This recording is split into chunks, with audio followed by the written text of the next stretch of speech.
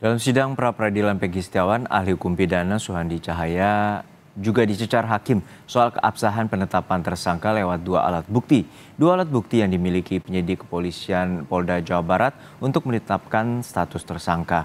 Dua alat bukti yakni saksi dan ahli. Ahli hukum pidana menyebutkan penyidik masih perlu petunjuk lain, yakni dengan melakukan gelar perkara. Setelah rampung melakukan gelar perkara dan mengantongi dua alat bukti, penetapan tersangka dianggap sah.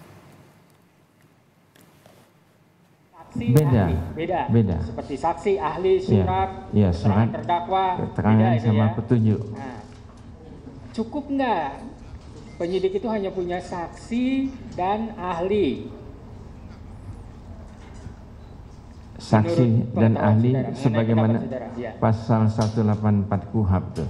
Sebetulnya kalau kita nilai yang apa yang diterangkan oleh saksi dan apa yang diterangkan oleh ahli itu belum cukup mestinya ada petunjuk yang lain lagi. Apa itu? Harusnya apa? Ada alat bukti yang lain. Nah, oke. Ada petunjuk tadi. Ya. Terus misalnya penyidik itu menyimpulkan keterangan saksi dan keterangan ahli bersesuaian.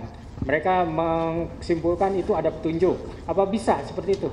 Mestinya ada gelar lagi yang mulia. Ada yang baru lagi. Bukan ada digelar tuh sebagaimana Perkap 16 tahun 2019 Perkapnya Kapolri. Ada gelar tuh.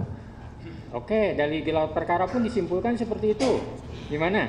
Iya, kalau gelar perkara itu mestinya tersangka atau kuasa hukumnya mesti dipanggil untuk membela diri yang mulia.